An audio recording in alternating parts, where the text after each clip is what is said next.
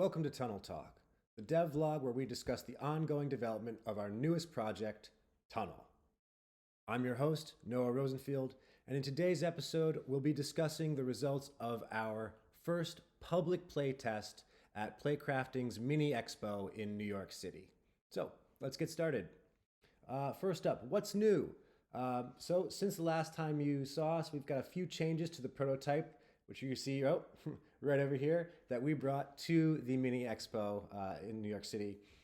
The first big change is we've changed the control structure a little bit. Players now have more control. You can do a tap for a short burst in the your downward direction, a short boost, or you can press and hold for a long boost.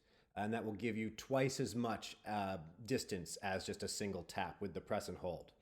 We also have a boost meter there above the shield to show you how much boost you've got left.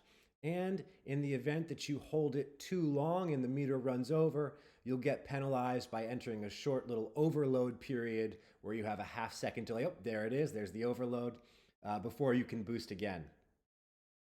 And we've got now 3 attempts per game. So up there in the top corner, you can see we've got a little counter. This is our first ship, our first attempt.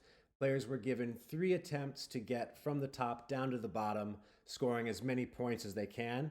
And that is our next change. We've now got a point system in place. 1,000 points for mines, minus 500, 1,000 points for shields, minus 500 points for mines, and 1 point for every piece of terrain, every block, every pixel that's eaten up by the ship.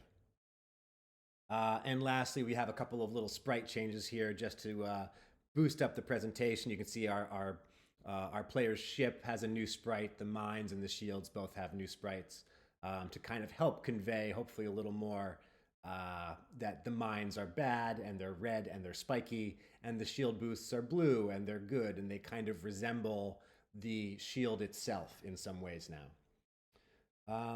So as for the response, we got about 15 to 20 players over the course of our play session, and it was really great. Honestly, I'm really happy with the response. A lot of great feedback, a lot of real positive player response for the game in general. We had about 2 or maybe 3 players who did not finish. They, in the number of attempts that they gave, they did not actually end up reaching the finish line at the bottom of the level. The majority of people took about 2 to 3 games, so that, 3 attempts per game. That was about 5 to 8 runs to reach the bottom.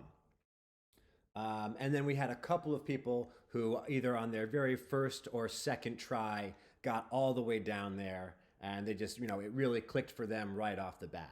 So on the whole, the difficulty was pretty good, pretty solidly tuned in order, that gave us that range where most people took a couple tries to get it right, and a couple people it was really hard, a couple people it was too easy. We got for our newsletter sign up for the interest, gauging interest in this game and in the continued development of this game. We got 9 newsletter signups, so that's about a 50 to 65% sign-up rate from playtester to newsletter sign-up, and honestly, I'm real happy with that. That's a great conversion in my opinion. So really excited to get that player feedback and see that people are interested in the continued development of this game. In terms of the real concrete feedback that we got, the biggest thing is the shield health and shield health indicator.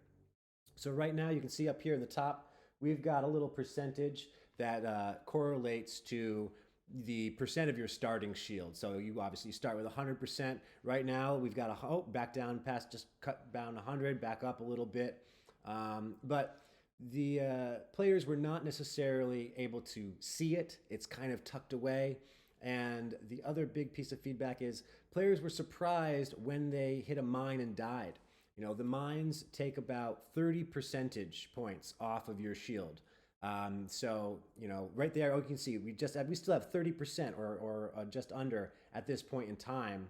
And you can see that doesn't necessarily look like it's a shield that should be a one-hit kill if you hit a mine, but it is at 30%. So there's still a little bit of disconnect with how healthy you look and how healthy you are.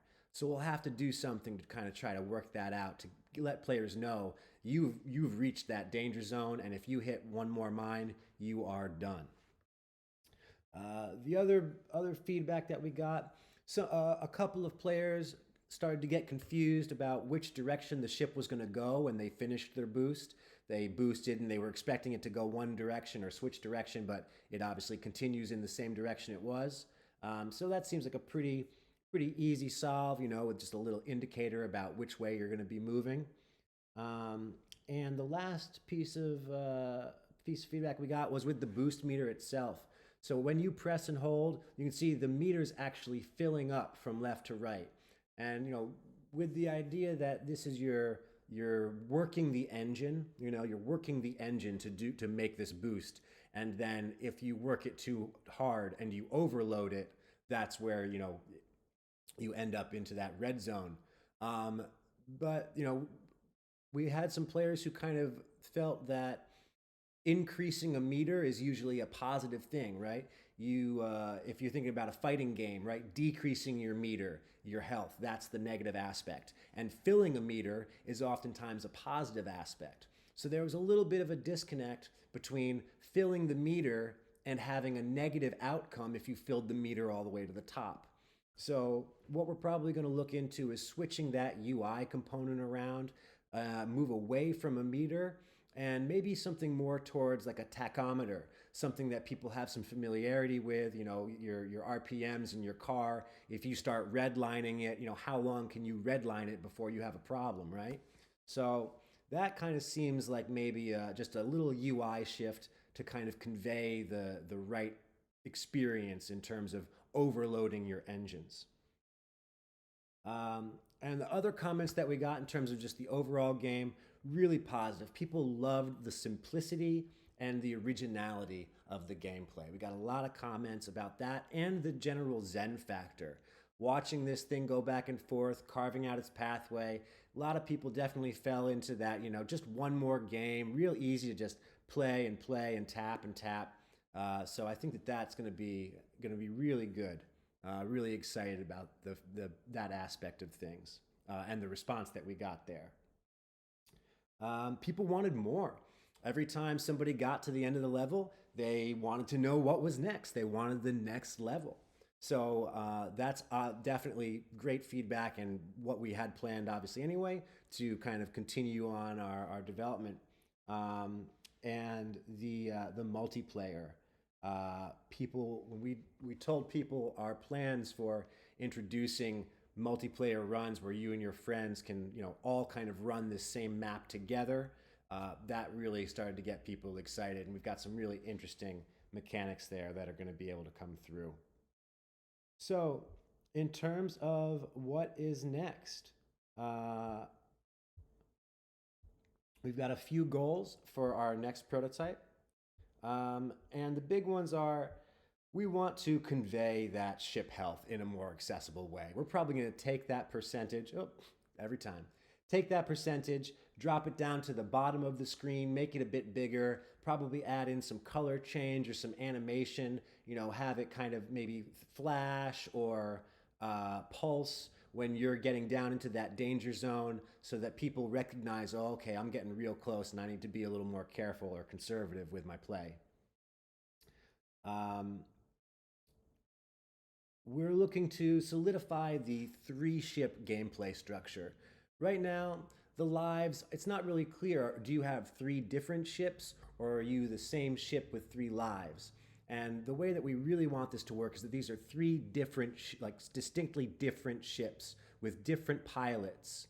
And that way, we can sort of expand on that later by having different, the ships can have different qualities, the pilots can have different qualities, different players on your team can kind of select who they're going to play with.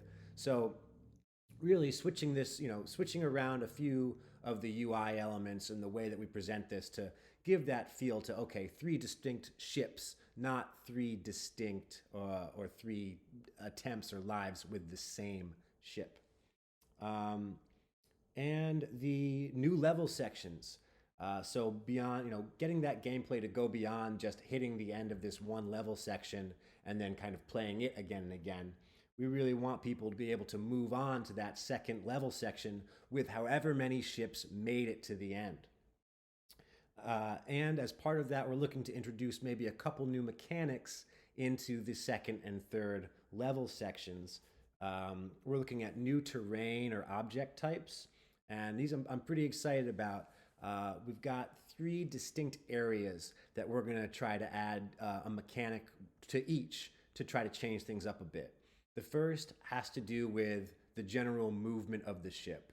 We're going to be looking at adding a wormhole mechanic where if your ship enters it, it jumps from starting point of the wormhole to the ending point of the wormhole. Now this is really exciting for me because it can work both ways. If you hit the first wormhole and you jump to later in the level, well, that's good for you in terms of, speeding ahead and getting a better chance of finishing the level without, dying on the way. If you hit the second wormhole and jump back to the first one, that gives you the option of collecting more shields, racking up more points, maybe grabbing a special item that you missed on the first run. So I think that dynamic of moving forward or backward through the wormhole could be really, really interesting. The second one that we're going to be looking for is to kind of play with the damage, the ship damage, the mines a little bit. And so what we're looking at that is adding a little bit more difficulty, something a little nuanced, maybe with mines that move, either oscillating left, right, or up and down, or if we're feeling really ambitious, maybe we'll look into putting a tracker in some of the mines. So if you get too close, if you enter their proximity, they then start to follow you down through the rest of the level, and you'll have to manage to run them into another mine or something in order for them to explode, or outrun them before, and their timer will go off, maybe something like that. And lastly, you probably guessed it based off of the first 2. We did the movement, we did the mines. Last one is going to be the shields. So for that, we're looking probably at just adding in an invincibility, power up where you get about 3 to 5 seconds of pure invincibility. You can run into anything you want and rack up those points, clear out those mines, and I think that those 3 mechanics together should really, really start to develop this gameplay experience into something exciting. So I'm really excited about that. And so if you are also excited about that, I encourage you sign up for the Tunnel newsletter. We've got a link in the description where you can get our newsletter. It's going to just be, maybe once a month, just big key updates around the development of Tunnel. And if you're looking to join us for beta testing, definitely sign up because that's where we're going to be announcing it. We've probably got another month or 2 of development, hopefully, before we get to that beta test phase. And of course, a big thank you to Playcrafting for running their mini expos again. It is one of the best places for us to get live feedback from players, and really excited that they've brought that back. So great stuff. So that is everything. Thank you for joining us for Tunnel Talk. As always, I'm your host, Noah Rosenfield. If you have any questions, you want to learn more about Tunnel, please reach out in the comments and I will do my best to answer. Looking forward to continuing with this series and the development of what's turning out to be a really fantastic game, Tunnel. Thanks for joining.